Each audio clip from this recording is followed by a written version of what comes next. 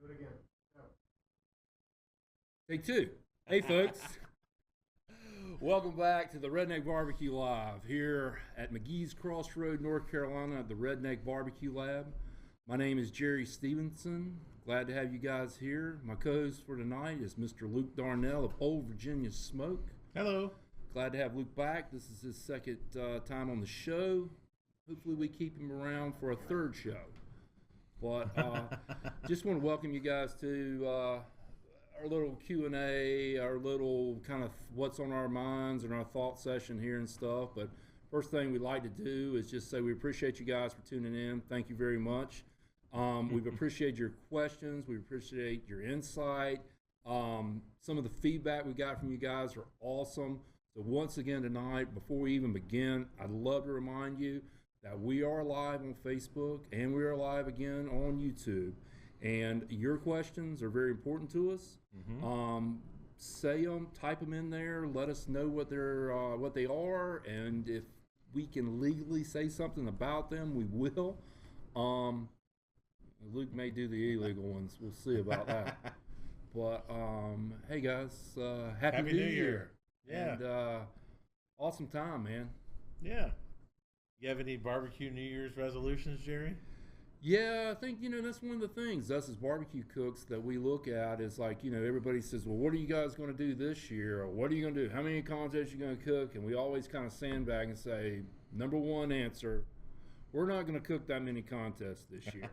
So I don't know about you, but, I've talked with my sister Roxanne Manley about it. And it's like, well, we're going to cook less than we cooked last year, so we'll cook 20. So the over and under on us at 30 this year is probably pretty right. Good. So, yeah, I think my New Year's resolution this year is that last year for some reason was a very frustrating year for us for a number of different reasons. A lot of it was stuff that was controllable by us. That seemingly at the end of the year, kind of we got it back together, and all of a sudden, poof, the year's gone.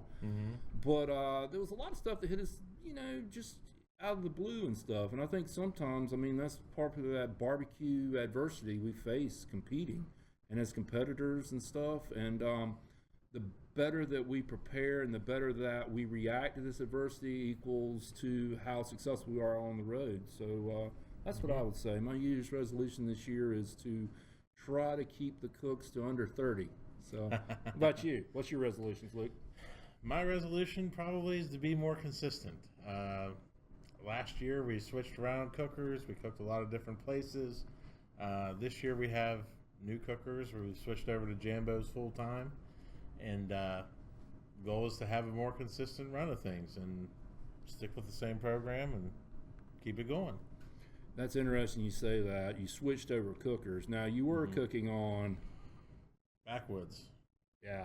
I kind of like those smokers. They're good.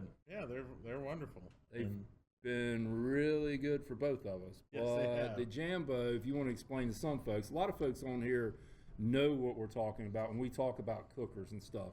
And I'm a backwoods guy. You guys come to the Redneck Barbecue Lab here at McGee's Crossroad, exit 319 on I-40 just outside of Raleigh. Halfway in between 95 and Raleigh, you can't miss us. That's my one shameless plug of the evening for the Redneck Barbecue Lab, exit 319 McGee's Crossroads. Right. You can see the cookers we use here. So you would say that the Redneck Scientific team uses the same cookers out in competition that you would have here at the lab. We do. And that's one of the things I stand behind. It's on our menu. It's on our board here. Proven winning competition barbecue. Yep. Myself and my sister, I should say my sister, I just need to put her before me because I think she's a lot more important in this team than me. I'll give her that. She knows she's a good cook, but she's also the one that keeps the animal in the cage, being me, half the time. It keeps us kind of on track, just like little G does with you. As long as she makes those deviled eggs, I don't. Yeah. Oh, it's too early to go to the deviled eggs. Oh, you just opened up something. But yeah, when you come here, we use those backwoods smokers. They're out of Louisiana. They're very consistent. We've had great luck on competition. We use them here in the lab. We use Royal Oak charcoal. I'm a huge Royal Oak supporter. Even if they weren't one of my sponsors, I'd still use that product. Very consistent. The burn time's great. What it does to our food is really important, I think, with our flavors. We use what you see here. I mean, this right here, we laugh about it. We've been selling these like crazy, but this is it. I mean, this is what we use here at the labs. What my sister and myself use. It's our sauces, it's our rubs. I mean, it's this little, I say, competition in a box. You know, when I say competition in a box, it's all right there. All right there. I mean, all the sauces, all the rubs that we use, and it's a combination. And I do add a little of this and a little of that to it. A little sweet, a little heat, maybe a little salt, maybe a little something you don't know what it is. Results speak for themselves, buddy. 20 grand championships, 300 top 10 calls. Those numbers are probably outdated, but yeah, that was 2016. Yeah, it's all right. Hey, results talk, baby. It's all good. They talk.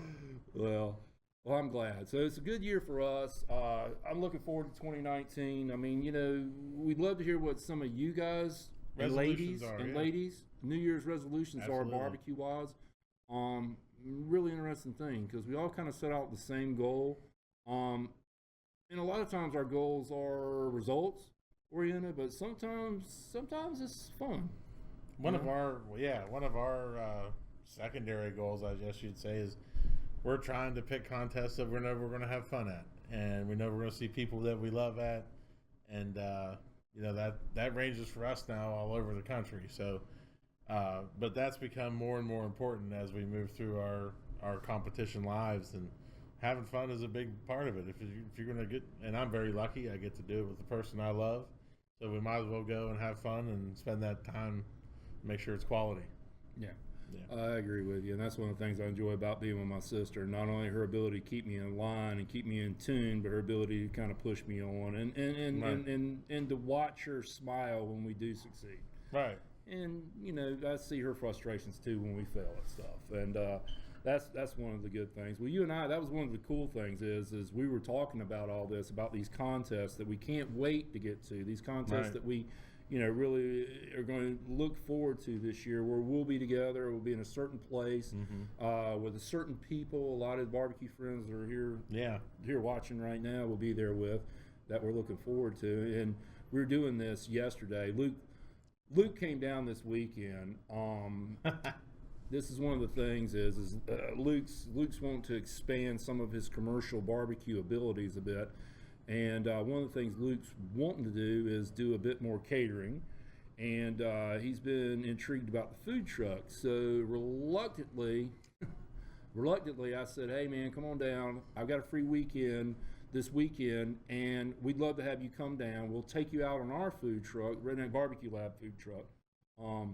That's the number one truck. We've actually let you guys in. Not a lot of people know. Number two will be out on the road in April. Really kind of look forward to designing and building this one out. We do it ourselves. We do it in house. We build our own trucks and everything. As a redneck would. You know, we take it to the garage. And the other thing is, my business partner just bought this really, really awesome catering van that we're going to have fun with. I'm not going to tell you about this one because we're going to unveil this one. When this one is said and done, there is no other catering van like this in North Carolina. And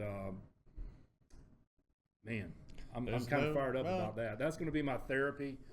Besides riding around my Jeep, having Luke wash my windshields, it's going to be my next little line of therapy for me. But anyway, getting back to this food truck thing, yeah, Luke wanted to come out on the food truck because everybody, what we hear in barbecue is, it's like, oh, it's easy money, man. You know, you guys just make money. It's so easy. It's yada, yada, yada, yada, yada. And it's bull.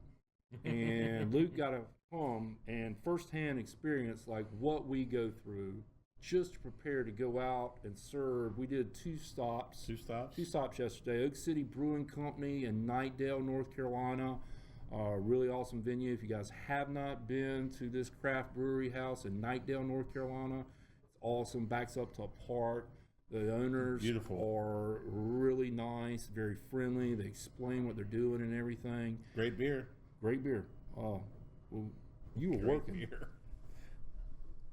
If you're working on a food truck, how do you know they had great beer? I am all about life balance, Jerry. All about life balance.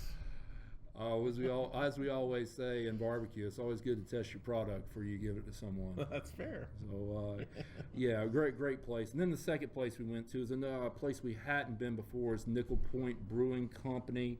Located in downtown Raleigh. Great place.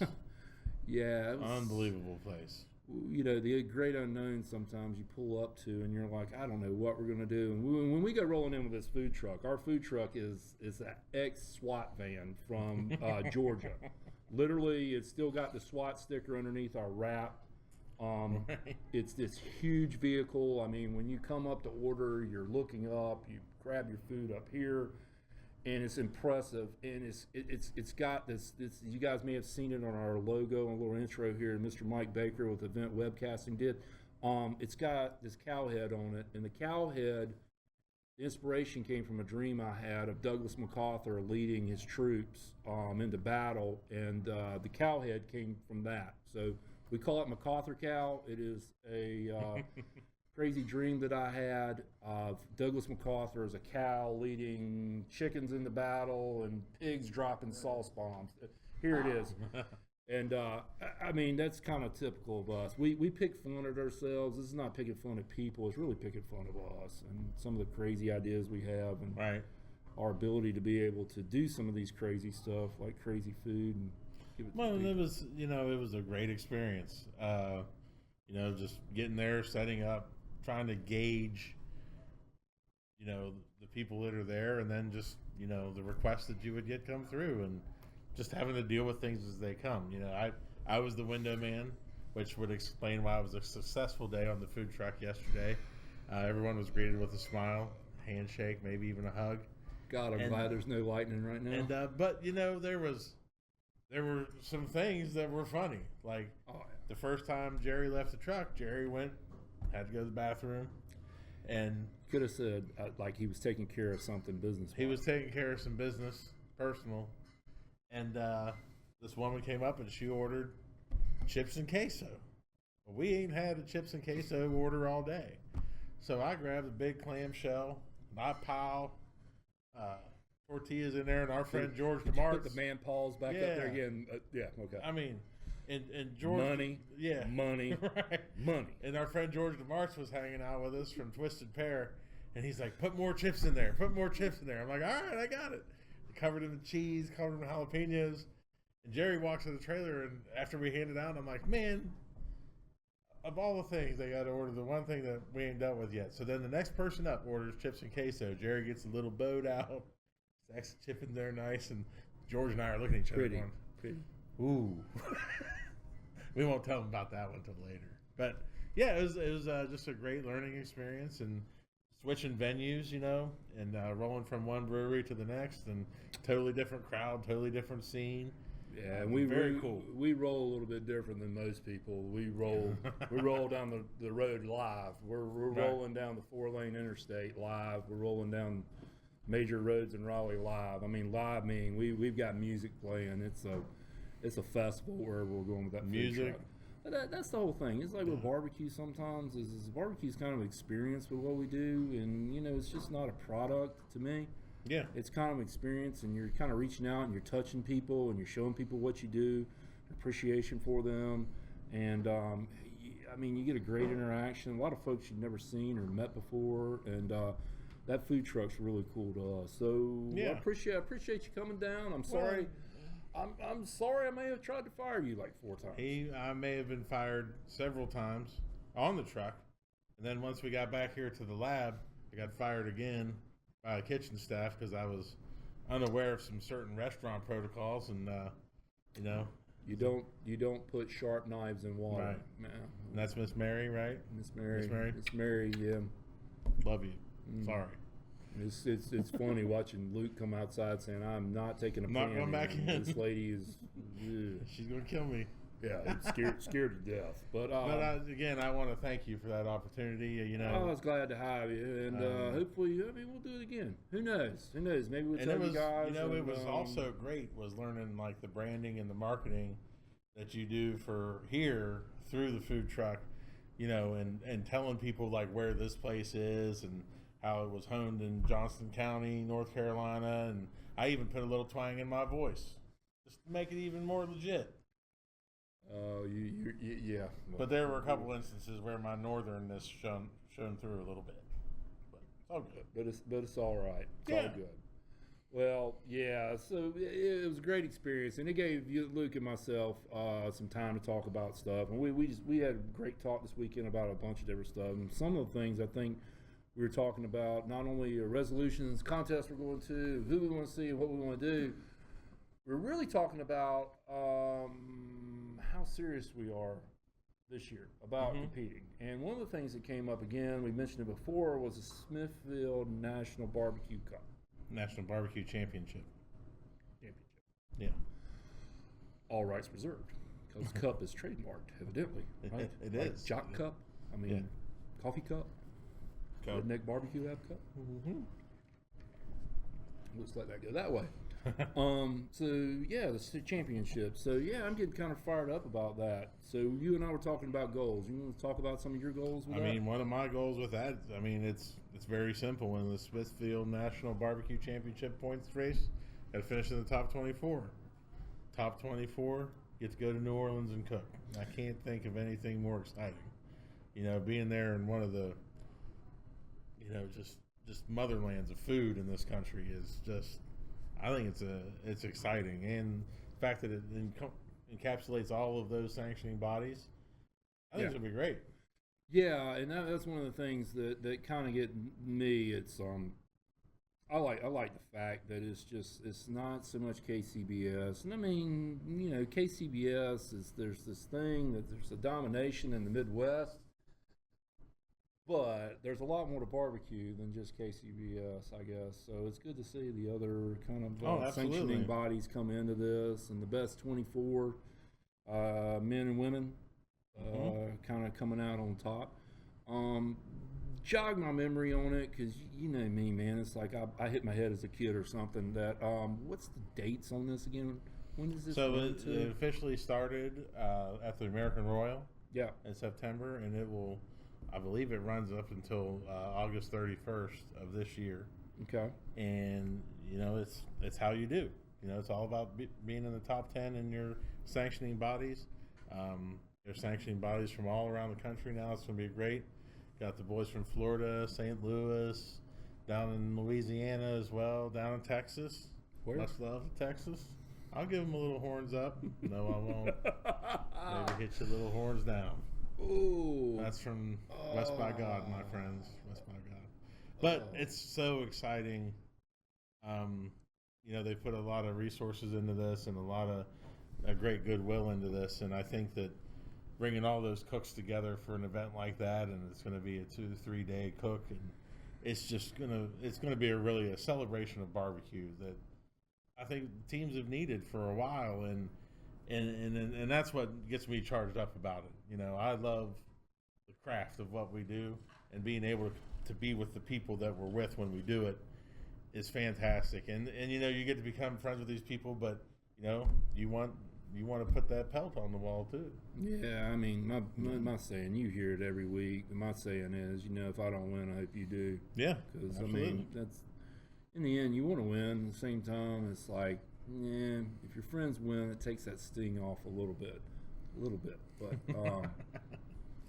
I would love. I mean, honestly, I mean, it may get me fired up. I mean, that's one of the things is that the past couple years of us cooking and stuff like that. I mean, I wouldn't call it a funk or nothing, but I noticed a transition. And when Luke and myself compete in the Kansas City Barbecue Society, KCBS is a sanctioning body that's the largest. I guess it's the largest you can in say the world. Yeah, largest in the world. Encompasses, you know, all the continents except Antarctica, and they may try to sanction something in Antarctica. You know, who knows? Right. National Barbecue League. There you go. You want to do it? National Barbecue League sanction contest in Antarctica. Yeah. But yeah, I mean, and quite honestly, the past couple of years, it's been Well, it was 2016. You finished 4th in the nation, right? Yeah. In KCBS. That was I call it kind of our banner year. That was the year that we were hitting on all cylinders. I mean, we were cooking really well, super consistent. And when I say super consistent, it's not results.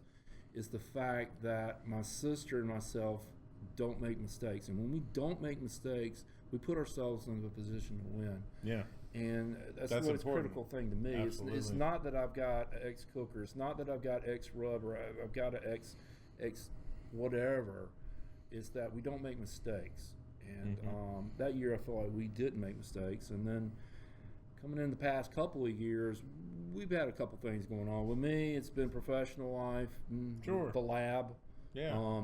you know, lots of family stuff, just you know, kind of growing and doing stuff. I try stuff. I drive my sister crazy. I apologize for the rest of my life. I'm the guy that literally, we got a 180 chicken. It was a couple years ago, and the next weekend I changed the chicken recipe because I walked in and I saw some chicken legs or something that looked better than the thighs, and I just bought them. And then I said, yeah, you know what, we're going to try a different, you know, we're going to increase this a little bit and this a little bit and this, take this up or something. I did it. My sister like walked in there and like had a heart attack. She either heart attack or punch me. Lil G likes it when I do that too. Yeah, I've heard. I've heard. I guess that's not something smart to do, but you know what? That's cooking. That's the thing. You got to Right. kind of change it up, and you got to do stuff. But the past couple of years, to me, I don't know. It's been not the best, even though we've still had great results. We've won grand championships. You know, we've heard our names called a lot. You know, and we're blessed. But it's been really frustrating times, and this is one of the things, Luke, that I just want to throw up here for everybody. It's been kind of an aggravating thing for a lot of people, and there's been a lot of the same stuff. You know what I mean? I mean, it's been, well, this is different. Or, I mean, have you been hearing it? I've been hearing it too, especially, you know, online recently, and a lot of things about consistency and consistency of judging. And, you know, it is different in all parts of the country. We all know that. But it seems like, you know, and just to take, for example, one contest we both did at the end of last year, we did Polar Pig, where they had simultaneous turn-ins for 2 different contests. And, you know, and you look at it and you turned in the same thing for both, you know, contests. You get 11th in chicken in one, 31st in chicken in the second one. Same chicken recipe, you know. And it's all over the place, and I just, it makes you struggle as a cook to know what. Not that everyone's going to be the same either. That's not what I'm trying to say. Is that, you know, we should all have the same flavor, same taste, or everything like that. But I think when it comes down to how judges are trained, you know, I know there's differences. They've been discussed ad nauseum, and you know, I just think that there's room for improvement there. You know. Yeah, I kind of agree with you. I'll go back to the Polar Pig. I'll just go on record for this, is that that Polar Pig contest that Luke's talking about here, the Polar Pig contest was a dual contest, and dual meaning that it wasn't day 1, day 2, like say a Fredericksburg barbecue jamboree, which I love, we'll be at, and rumor has it we may be doing something special there. We'll talk about that later, under the radar stuff. But this contest was this dual contest, duality, this schizophrenic thing that someone decided would be a great idea. And I mean, I'll go on record as saying it sucks that we're going to do 2 turn-ins simultaneously on the same day to 2 different tables, 2 sets of judges. And it's like taking milk and trying to put water in it and spread it out. Oh no, we'll cook 2 this, 2 that. And it's like, no, it's a waste of money, it's a waste of time. The principle behind that, Luke, and my thing that I had a problem with, and still have a problem with, said I'd never do, is that you got 2 sets of judges, you got the same turn-ins, but people are going to give you different results. The only way you can have the same results is to take 2 of your boxes and put it on the same table with the same 6 judges, Right. and have those same 6 judges judge that same stuff simultaneously. And even then it wouldn't be perfect, but that's about as near as perfect as you can get as to, oh, well, this is why, you know, this should be even. And it's just not going to work. It's a terrible idea. It was just a shameless promotion, in my opinion, about how this kind of came about. I'm on record with it, and I'll take the heat. Luke's got a different opinion of it, but you know, that's the thing with these duality contests sometimes that can be frustrating, and then lead some cooks. Which I know one person who said that I'm done because of that contest, and it came back to the judging aspect. And you can't really hammer the judges on that contest about, oh my gosh, you had good judges or bad judges or whatever. You had two sets of judges. You had people that liked pepper. You had people that didn't like pepper. I mean, it's just one of those things. So, Well, I mean, one of my things is, as cooks, and please don't. One thing I don't want anybody to do is take this as us judge bashing, because that's not what we're doing. We love judges. Couldn't do this without judges. Some of my best friends are judges. Yep. But it's, one of the things that I think is lacking is retraining, rethinking, because as cooks, we do that all the time. We go to barbecue classes.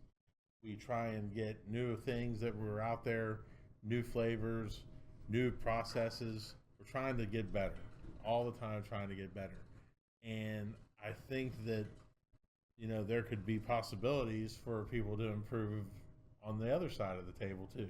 Yeah. And I just think, it's all about trying to be better at what we all love, and that's barbecue. Yeah. Whether it's from the judge side, organizer side, cook side, rep side, there's always opportunities to make this system better and to have a better product, both for all of us that are involved, but also for the public. Yeah, I mean, end of the day, it's that, you should be happy. You're cooking food. You should be happy what you turn in. I mean, we all make errors, I mean, we're human. We make errors. You ever put your pork injection in your brisket? Sweet tea vodka don't work good. I can tell you that. And then pork injection doesn't taste good. Thinking you're just taking a slug of sweet tea vodka. That's a good thing. Maybe that's a good question for later on. What's the worst thing you've ever done in barbecue? I mean, mistake wise.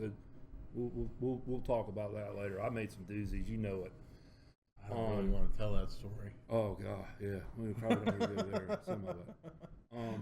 But yeah, the judging thing. I mean, the whole thing comes down to is that we're trying to objectively kind of put some kind of criteria to subjective type experience, where we have some people that like something some way and some that don't. Right. And, that's one of the things. There will always be a human nature aspect to it, and there should be.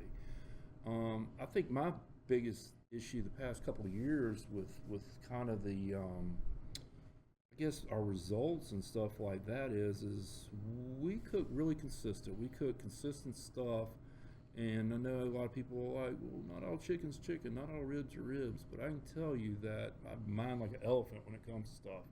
And when I get the bite or I see the texture or something like that, I know it's a good product.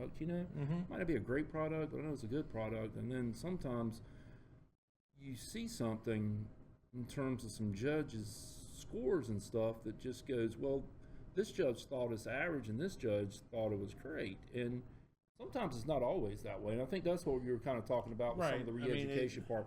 We'll have somebody that says something is, and the KCBS is judged, where Luke and I talk about it, it's on a 2 to 9 scale. Nobody knows where the average is. You don't know where you start. The training's hard.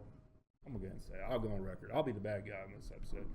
You're a good cop. I'm bad cop. Okay. So there's no, it's like wherever you want to start, just start here, start there. Doesn't matter. This is the cooks. This is where the cook starts. The Hail Mary, Mother of God on the turning boxes. But they don't really tell the judges where to start. So is it gymnastics where you start at a 9, and start deducting? Or is there a, hey, you start at this crossroad and you go this way, you take a left, or you go a right. And then where is that crossroad on that 9 to 2 scale? Yeah. So that's one of the things I'd love to see kind of tweaked, universally across the board, because not only would it help the cook teams and take the judges and help the judges as well, it would take that argument that we're talking about kind of off the board, off the internet, off the minds of cooks going into it, off the judges. One of the things that I hear from some judges sometimes, and even cooks, are like, oh, I can't do legs, or I can't do thighs, or, it shouldn't matter what you put in the box, whether it's chicken legs, mound of pulled pork, or even if you try and jam a full rack of ribs in there.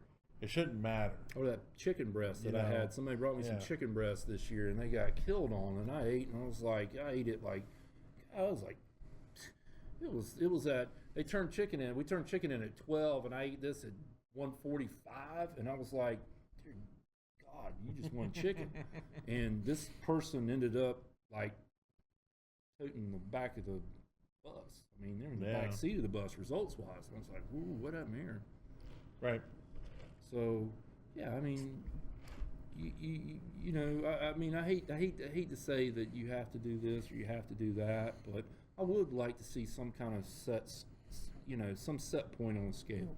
Right. I'd love to see some kind of set point and stuff. Narrow the criteria, maybe. Narrow the criteria. Could be.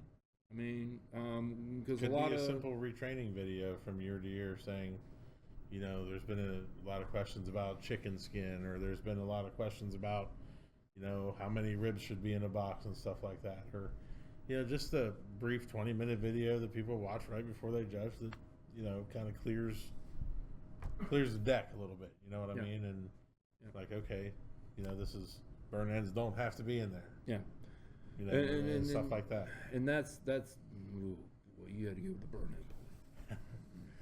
end. I can tell you though that the burn ends on the minute, sir. They're fantastic. The burn ends are amazing. I may or may not have been eating them all day yesterday. Your business partner wants to fire me again. Yeah, we lost money on you there. Yeah. Yeah, burn-ins. We want to talk. I want to do like a segment on burn-ins at one point. I would love to. I want to. I mean, honestly, I think I really want to do a segment on burn-ins because we really get some stuff on burn-ins that just kind of blows my mind sometimes. But right. We've lost contests. My sister and myself have lost contests on burn-ins this year, past year. Yeah. Sorry, didn't mean to. We could go back. Didn't mean to hit the bad bone. Ooh, yeah, we could go bad cop on burn-ins. Bad cop quick, bad cop bad. Yeah, I mean that's one of the things. I mean, with judging and stuff like that, we're constantly hit with the stuff that like, unless you know, just I mean, get rid of it. Cooks need judges, judges need cooks. Don't start, you know, going, well, you need us more than we need you, yada yada yada. I've heard it all. Right. Quite honestly, we need each other. And we're all in this together, man. Yeah, I mean, we want to get want to get some good feedback on what we're doing wrong. It's obviously when you win or you obviously place top 10 or something. It's obviously you're doing something right. Love to do what we're doing wrong.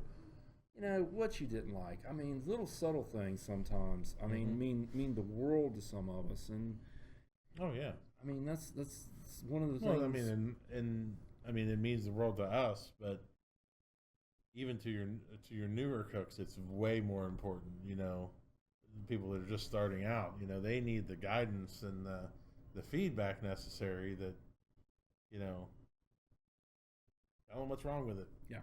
You know, if it's too hot, don't just give them a 6. Yeah. Say way too hot, and that helps out. People trust and believe in how you're judging that food, and we trust and believe in how we're cooking it. You know? Yeah, that's one of the things I think that's very important with some of the feedback we get. Like I said, we know when it's good we win, and we know when it's bad we lose. It's just sometimes you really want the bad, and you know. There's a lot of my friends out there that talk about it. Some of my good friends that have won a whole lot more than I probably ever will in my life that say we don't change stuff as when we go somewhere. And I'm like,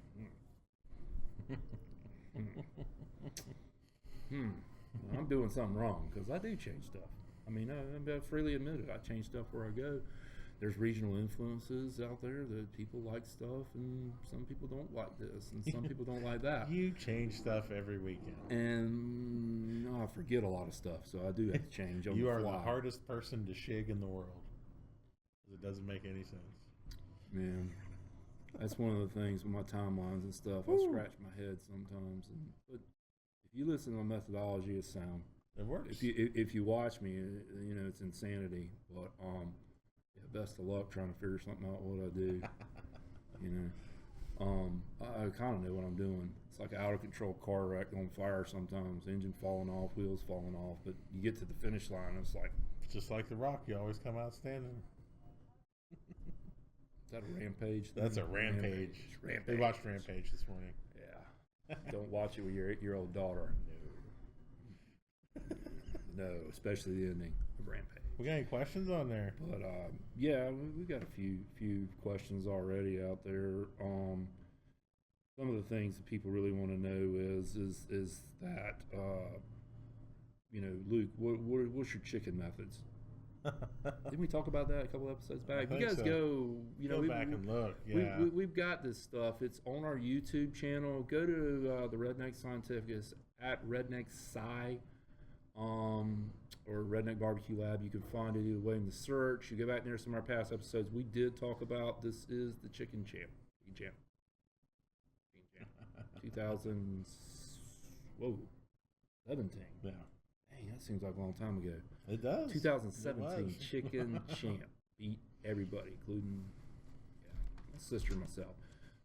He talks a little bit about his chicken, and we talk about chicken. I think it was our last episode too. We talked about it. Some of the things we got on here, Stephen Paris has got one. We're gonna take a couple of your questions right now, because Luke kind of opened up the door on that. Sorry about that. And Did I jump the gun? Mr. Stephen Paris, it's all right. We can take a few. You know, we're talking about judging because some of this stuff affects people as well. You know, with the judging and stuff. And well, here we go. Finally came up. Sorry, technology impaired. Stephen Paris, tenderness is a score that's hard to figure out. Is it too tender or not enough? And I defer to Chicken Champ. Tenderness is you know, taken a lot of barbecue classes in my history, and that's the one thing that is the hardest to teach, and it's also the hardest to explain. I mean, when the meat's done when it's done, and that's the one thing to learn is, and the best way, I mean, I'm going to try. So nobody hold me to the fire here, but when you take your Thermapen and you put it into the meat, there should be no resistance to it. I mean, that's when you know that it's tender. Chicken's harder, obviously, because you go start putting a bunch of holes in your chicken, all juice is going to run out and all this. But you really, I mean, you don't want to feel any kind of tug on that needle, you know, on that probe. It's got to go in like butter. And a lot of times, and you can run into trouble with it too, you know. We both had that happen earlier this year in Wise. Brisket wouldn't get done. Next thing you know, I cooked the hell out of it. It was bone dry. I mean, and come to find out. Juiced it. Yeah. I call it juicing it. You Yeah. juiced it. You know? And come to find out, it happened to, out of the 25 teams there, it probably happened to 18 of them. And sometimes that happens. Give you a little thing on that. Had to do with. Tell them. Sure. Tell them my theory. Yeah. Not theory. I do a lot with the barometric pressure. We had a big front come through, and we also were dealing with the altitude issue with a lot of the cookers we were using at the time. Although a bunch of stick burners had a problem too. Our friend Billy Rhodes. Billy, Walt. Yeah. Had kind of the same issues. So it's one of those things. Kind of one of those things we had anticipated. So we allow ourselves a little extra time that day because of it. Right. I don't know if you did or not, but we definitely did. But yeah, I'm with you. I mean, the tenderness thing is, and I'll tell you my thing, Stephen, with tenderness is like with chicken, I probe it. I won't say like how we do it, because I talk about that in the class, and some people would be mad if I did. But with ribs, it's my brisket knife that I use. It's how I slice it. It's a feel thing. It's hard for me to say that's a good rib and a bad rib. Plus, we taste them. With pork, it's a hand thing. With tenderness, there's a certain feel that I have to have, and it's hard to explain without going, Stephen, here, feel this. Before I even taste it, I feel it and see if it's right. And then with brisket, man, it's a slice. I slice that brisket sometimes, and the angels start singing. You can just see that thing lay out, and you can just look at it, and you go, that piece, that piece, that piece, that piece, that piece. And same thing with those burn ends, which I guess I really don't know that much. I mean, I've finished a bunch in top 25 American cooking. The judges tell me I know zero about burn ends, so I'll leave that out there right now. So that's our thing on tenderness. Mr. Tate's got a question. Mr. Tim Tate here has got a question, and once again, I think I butchered this, so let's try this again. If not, I'm just going to read it. Thank you.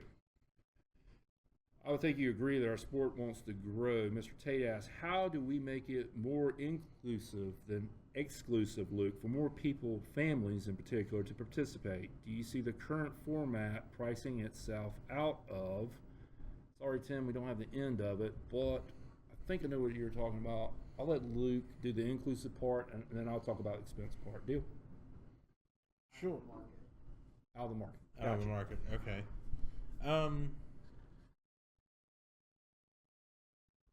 I would say, in terms of being, I think competition barbecue is what you make it. If you want to go do it by yourself and have that be your alone time, that can be that. If you want to go do it with your spouse, like I do, that can be that. If you want to go do it with your family, there are plenty of people that go and do that. And it's a balancing act, believe me. You get to watch you watch families out there cook, and you're like, wow, how do they do that with the kids and stuff? And there's some very successful teams out there that are family teams, and I think it's a balancing act.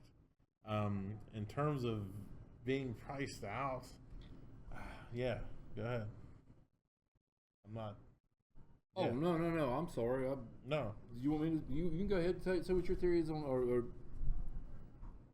I don't really have one. I don't. That's why I was deferring to you. Okay. I've got some. No, that's why I said it was a good thing. You do that part, and I do the do I think it's pricing itself out, Tim? To be honest with you, I don't think it's pricing itself out. The thing is that I think in our head we think we have to have this and we think we have that, and I will just go to one of the biggest thinks we have to have. But in terms of being able to win, I think you can go out there, and it's been proven. I mean, we do, the Smithfield guinea pig. We get X amount of chicken, 2 racks of ribs. I wish we had 16 pieces. I think we're going to get 10. No, we didn't get 10. What, we get 8? 12? Mm-hmm. No, it ain't even that much.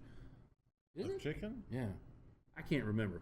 I like a lot of chicken. I'll go on record. I like a lot of chicken. I'm very picky about my chicken. I mean, a lot of people are picky. I'm picky. 2 racks of ribs, 2 butts, 1 brisket, and we all compete, and we all turn in seemingly good products. Some of us better than others. It's based on results. I don't think that we're pricing ourselves out. I think it's in our head. I think we think, well, we got to cook, a case of chicken. I'm guilty. I do think it. I don't think we need to cook 6 racks of ribs. I don't think we need to cook 6 pork butts. I don't think we need to cook 2 briskets. People are out there winning cooking less. Absolutely. I know that for a fact. The other thing I'll get to is with the brisket. There's a lot of brisket out there. It's like, oh, I get my brisket here, I get my brisket there, da-da-da-da-da. I know for a fact that 2 top 10 briskets in North Carolina have come out of this meat locker right behind me in the Redneck Barbecue Lab. CAB, Choice. I don't think it was Prime. I think they were Choice briskets. I know 2 top 10 briskets have come out of there at least this year. So if you think you got to have a certain brisket to win, you don't. I know for a fact that a lot of the burn-ins that get turned in KCBS from North Carolina from a certain team are Choice briskets, Choice points off briskets, So I don't think there's a money factor. Is it expensive to compete? You're right. I mean, we spend $1,000. That stuff's true. I mean, the travel, the hotel, the food, the entry fees, the meat that we buy. Some of us are blessed to be able to have some from some places and stuff like that. It's an expensive sport. It is one of those things that the return on investment is horrible in barbecue, and it will be. It's one of the great things that we liked about the Smithfield guinea pig that Sterling Ball put on is you got money back. A lot of teams did. That was a high percentage. Great concept. Less payout from top to bottom, but more across the board. Maybe that's something we should start looking at with some of the payouts and contest barbecue. I don't know. Topic for discussion later on. Right. At the end of the day, it's what you make it. Do you have to have a big trailer to compete and be successful? Absolutely not. And guys are out there cooking on drums that are proving that, Show up with a tent, 2 turntables, and a microphone, And boom, you see them.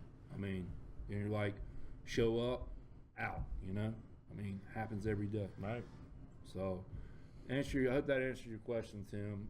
That's one of the things, like I said, that we hear a lot. That's a great song, by the way. Oh, I love that. Got 2 turntables and a You microphone. ought to hear the version we got here, the bluegrass version. Oh man, it's awesome. If you don't think music matters, I can tell you for a fact that yesterday, no short of 50 people commented on the music we were playing outside the food truck and how that they loved it, and that's why they were there. That's cool. I thought they were there for the food. They were there because of this. Ding. Do you have a ding button? Ding. I got you a ding button. What else you got? Oh, well, we'll take one more question. And guys, ladies, please keep coming these questions in. We're going to answer these. We're going to talk about a little something else that we hadn't really talked about, but I'm going to pressure Luke into talking a little bit. But, yeah, please keep these questions coming. We're going to do our best to answer some of them. Hopefully help you guys out, ladies out. So next question is, brisket low and slow versus hot and fast, wrap or no wrap, inject or not inject. Theory on cutting fat and prep. This is from Mr. Jerry West. Sorry, I guess I should have just popped it up here. Hi, Jerry. That's a lot of questions in one question. Just go boop boop boop. Right, brisket. I go hot and fast, wrap, inject, and I like to leave a good amount of fat on there. To me, fat's flavor, but it's also insulation and protection for the meat that's important. Sound judgment. Yeah. Always, I don't call it hot and fast. I call it, basically you're riding a moped or you're, a F1 race car. Both get you to the same point. It's what you're comfortable with. Don't let somebody else's techniques, somebody else's internet comments or something like that dictate what temperature you cook at. Just don't. Because either way, I know for a fact I've 180'd in brisket at 225, 240, 250, 275, and high as 400 on accident. So I know that for a fact. Inject or non-inject, I do inject. Not injecting for phosphates or anything like that, which a lot of people do. By the way, judges, when you get your brisket, like, oh, this is nice and tender, and it snaps. Too much phosphates. Barbecue 101. Then, like, snaps like a Slim Jim. I mean, pop. A little too much. You juiced it. You juiced it a little too much. A little much. And then wrap, unwrap. I wrap. It's a color thing for me. And then finally fat. I love fat on mine. I've never cooked a brisket that I burn with fat on the bottom. It just gives me what Luke calls insulation, or my OSH factor. Okay, so thank you guys for the guys and girls for the questions. Keep them coming. We're going to talk about one more thing real quick. We don't have a whole lot of time left, but I do want to touch on something. We talked about it, and this is that 1,000-pound ape in the closet, man. KCBS. I've quit reading Facebook because I'm tired of just seeing KCBS stuff, this and that. And what we're talking about right now is there's a lot of issues going on with KCBS. It's in a transition, it's in this, and it's in that. And there's a lot of cooks, a lot of judges saying this, and a lot of judges saying that, and stuff like that. Do you see, I'm going to put you on the spot here, a stability in KCBS right now? And the second part to this question is, what do you think we can do to kind of help and be positive? Okay. See, I'm giving you, I'm pulling, Thanks. but I'm giving. Well, yeah, I think KCBS is the whole sport of competition barbecue is in transition right now, and a lot of things have, I think it's one of those sports that stayed static for a long time, and then much like everything in our world, technology's introduced itself and social media has introduced itself, and everything's happening a lot faster now. People expect change a lot faster, and I think the organization and the culture of everything that we do has got to speed up to that a little bit. I think there's a lot of voices out there in the void right now, and there's a lot of just he said she said information, and I just think that I think that the best thing, I think that as cooks and judges and all of us, is to keep an open mind to see where the leadership is going and see where the board's going. I know they've been working on a lot of stuff for the past couple of years, and again, it's in transition. But the one thing that everyone can do, especially if you're a member of KCBS, is make sure that you vote in the election. I hear a lot of people complain in real life about politics. God forbid we're not going there, but you ask them if they voted, and they say no, and I'm like, don't talk. Like that's your voice. That's the system we have, and this KCBS election. That's our voice. That's our time to vote in the people that after you read through the profiles and things, and find the people that are most aligned with what you believe in and where you think things should go. Yeah, I think what you said is pretty sound. Is just like with anything else, your best voice in this, and unfortunately, your best voice in this will be a vote. If you're not happy with who we got right now, vote this way. If you are happy with the past going, continue to go that way. I think my thing is keeping an open mind, open opinion. It's hard when I get some bullshit letter or bull crap email from somebody, mass email, telling me to vote for them. I think that was the one thing about this election that really kind of got me up. Like, hey, you're on a current BOD member, and you're sending me an email that some of these other folks that aren't did. Not good. I don't come in your front door and ask you for something. Don't come in mine without knocking. You better not just show up.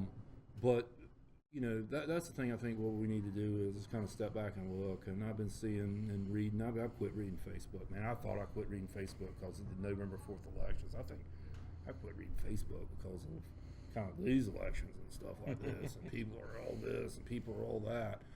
Let's just break this down to what it is, folks. It's we cook food, you eat food. You happy, we happy. Good Lord. Figure it out. Quit trying to solve a problem that's not there, with some of this stuff. And quit, and I am talking to the BOD. This is directed to the board of directors, the current and the future board of directors. Quit creating problems. You think you're solving problems sometimes, but putting layers on a pile of dog turds doesn't make it anything more than a pile of dog turds. Get rid of the trash. Get rid of the turds. Start all over. Be transparent. Stop these closed sessions. I think this is what I'm reading, what I quit reading, matter of fact, because I'm tired of reading the same thing over and over again. Please get rid of it. Please just make it easy, on all of us. Listen to what we are. The membership pays for this organization, not the organization paying for the membership. It's pretty simple. So, I'm going to get on my soapbox on that. I pulled Luke into this. This was me. This wasn't Luke. Just something we had talked about today. Our frustrations, what we're hearing and stuff like that. Some of your frustrations, maybe some of the questions you guys have for us and stuff. But if you get anything out of what my good friend here said and kind of what I spewed, go vote. Don't like it, change it. Just because they're a judge, don't go vote for a judge because you're a judge. Just because they're a cook, don't go for a cook because they're a cook. Go out there, that best man, that best lady that you think can best represent what you think, vote. And if you're not happy with them, two things you can do.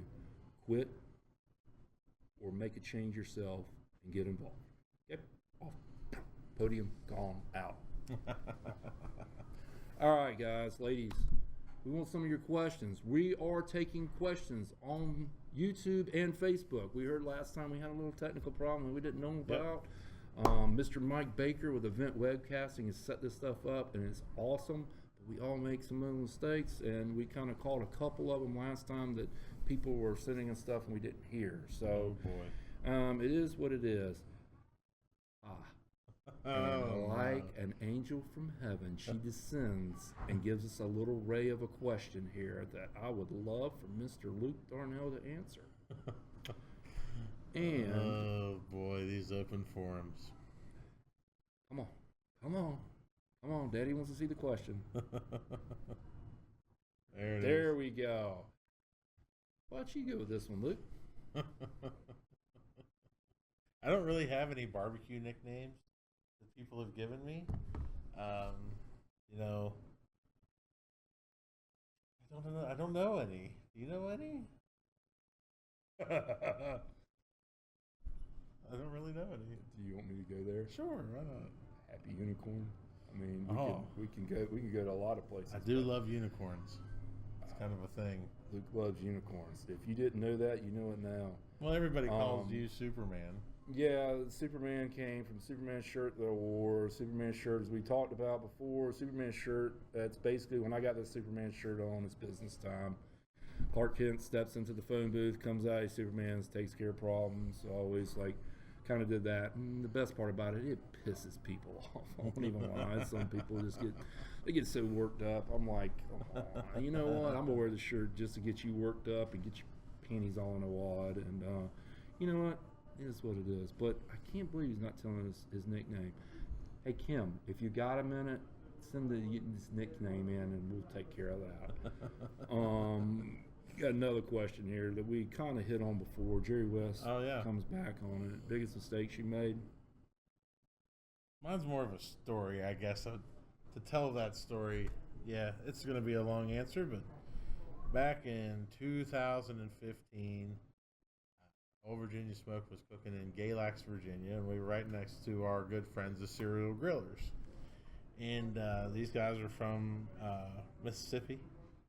And they're Memphis and May cooks, and they were also sponsored by Dizzy Pig at the time, and we were sponsored by Dizzy Pig, so we were right next to them. And we were getting along famously and having drinks and everything, and having a lot of drinks, having more drinks, and got everything done that we thought we needed to, and got up in the morning, and Kim asked if I had brined the chicken. And I had not. And my solution was to inject that brine into the chicken. Tasty. Yeah. So injected the chicken. Went to awards. We didn't get a chicken call.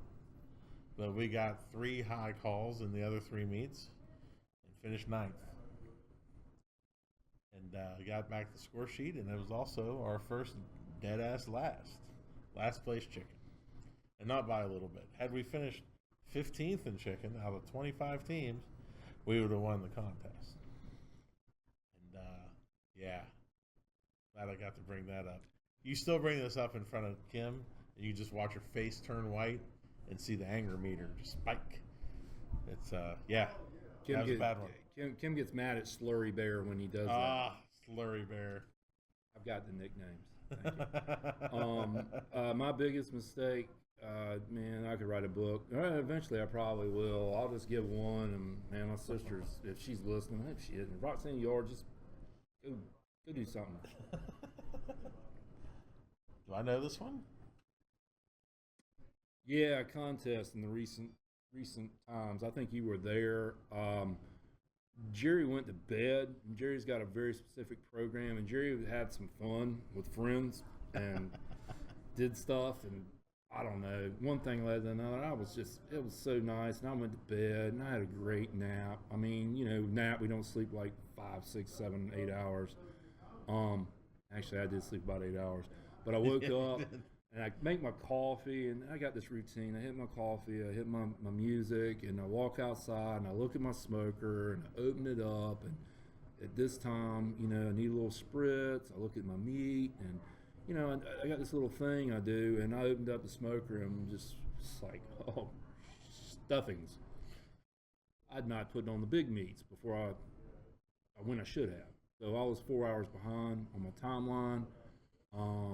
I don't punt. That's one of my philosophies. We don't punt. I just kind of shipped it in high gear. I think we were cooking about 400 that day. Mm-hmm. I was like, well, just got real again, and we're cooking at 400 that day, and I don't really remember results. I don't think we won, but it wasn't horrible.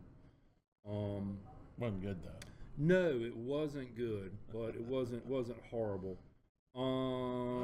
we got a question from Mrs. Pantoja. Pantoja. Pantoja. I'm going to go with Pantoja. Who did the murals behind us? Thank you, ma'am. The murals, there's 5 of them in here that kind of tell a story. They were done by an artist and my brother-in-law, Sean Manley. Manley Paintings on Facebook. If you go Manley Paintings on Facebook, Sean Manley, Manley Paintings, you can see a lot of his work. He does a lot of these rocks and stuff that people hide and find. And he's one of my best friends, and he's a genius with a paintbrush and then a lot of other things. But his paintings and the way that this, if you haven't been to the lab, you got to get here because it is just exquisitely decorated, and Sean's paintings are a huge part of that. I mean, he's amazing. Yeah, we love it. I mean, love his work. It tells yeah. a story. It tells a story about Johnson County. It tells about farming. It tells about barbecue, and it's just incredible. We're going to hurry up and take some of your questions. I know we're kind of pushing the time limit. Luke's got to get back, but we're really going to enjoy this next question from Princess Lukey here. Princess Lukey, Mr. Jones wants to know, will OBS attempt to recover from their stake upset loss in Wise, Virginia? Mr. Jones, you damn right I will. It turns out that I was released from my retirement match by Mr. Stevenson because we had so much fun. And I have to tell you, these stake contests, these SCA stake contests are an absolute blast. Love SCA. I love that grilling, that SCA. I love it. That was one of the highlights of last year was you and I cooking in the middle of the street in Wise. Absolutely. Talking crap at each other and we people had just standing around 50 watching. people watching. Oh, It was like a wrestling match out there. Oh, I mean, and I had several of those this year. I was cooking in, DeSoto, Kansas, and we didn't know that we were signed up for the steak contest. None of us. Me and Darren Worth was there, and Lucky from Lucky's Q, and so we had steaks, and none of us had a PK or a Weber, so we all 3 cooked our steaks on Darren's solo stove. And we were laughing about it the whole time, going, it's going to be amazing. And Justin McGlawn, Lucky's Q, first person ever get a steak call on a solo stove. Top 10. Unbelievable. And it goes back like what Mr. Tate was talking about. It's not always the equipment. It's not always the how much you pay for your meat or something like that. I mean, there you go. There you have it. I mean, you just gotta. It's just fun.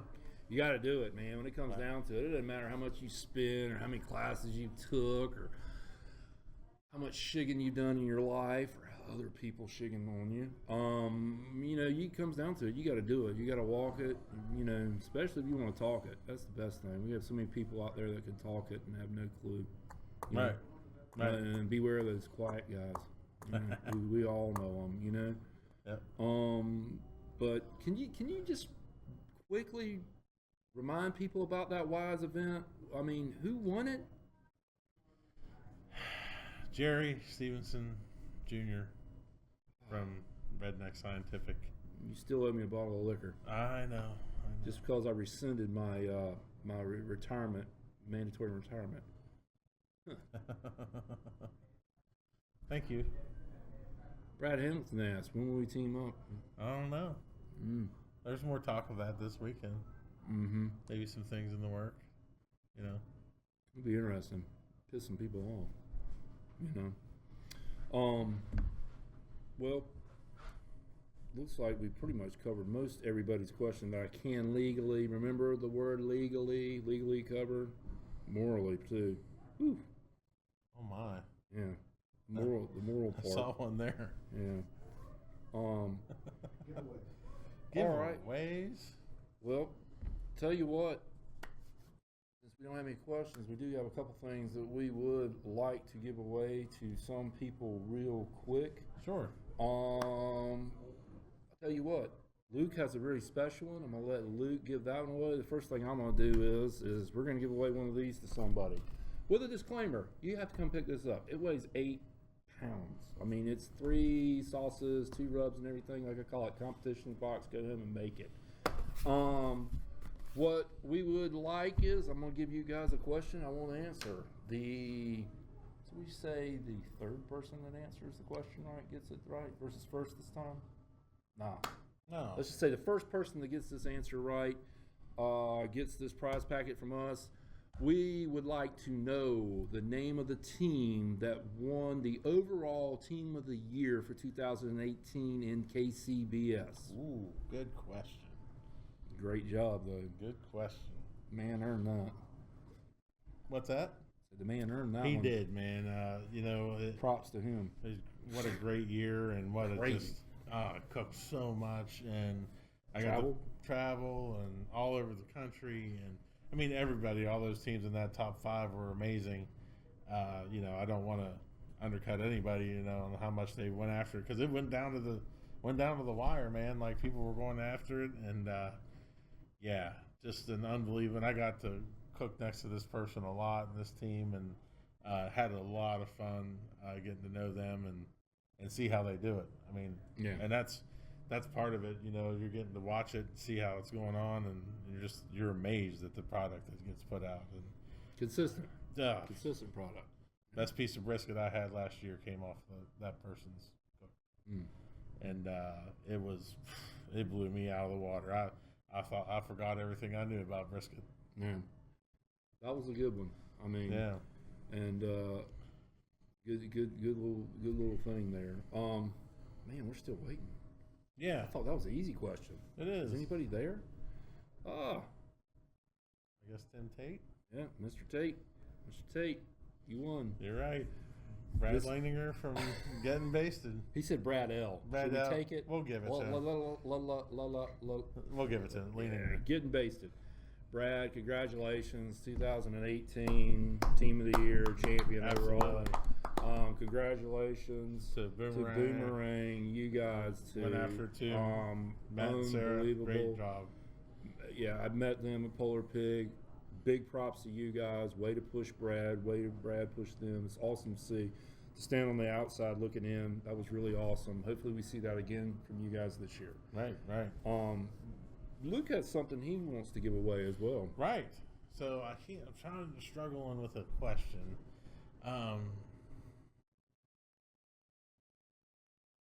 I got it. This is a great question, and we may not be able to crown the winner today because it's a hard question. But the winner of this question, and you don't have to pick this up, will get a pair of MeUndies sent to you from me. And if anybody doesn't know about the MeUndies, this man started it. Love that underwear. It's fantastic. Your first pair will be on me. If you can answer this question correctly, and it's easy, is you have a 50-50 shot. The very first time that Old Virginia Smoke and Redneck Scientific competed, who won?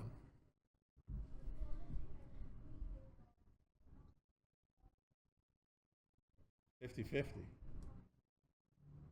We'll see who gets the underwear. People were going to research. That was a this. tough one. It was a tough one, wasn't it? Mm-hmm. It is, because it took me a while.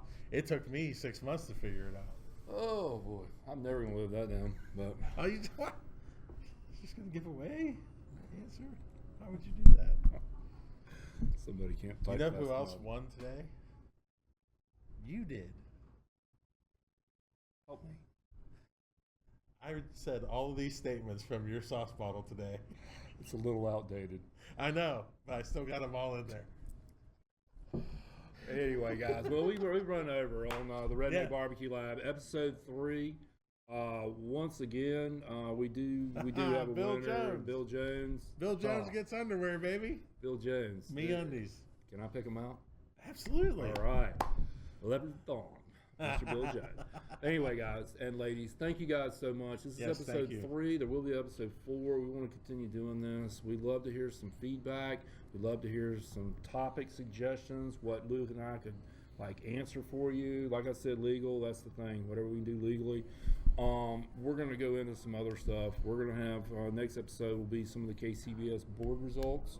We'll be talking about a little bit more about some of the upcoming competitions we're doing, talking about scheduling, just talk about some of the other issues and some of the stuff that we can address. But the only way we can do that is if you guys send us some feedback here Right. on Facebook or on YouTube, and we'll do our best to try to tailor a show to try to answer some of these questions and Right. stuff for you. So once again, thank you guys for joining Luke and myself, and thank you, Luke, for coming down and spending a wonderful weekend with me. Thanks for having me, buddy. It was invaluable to me. Oh man, it was therapeutic somewhat, but I'm ready to get you back up north. So once again, I'm Jerry Stevenson. Thank you guys for watching our show.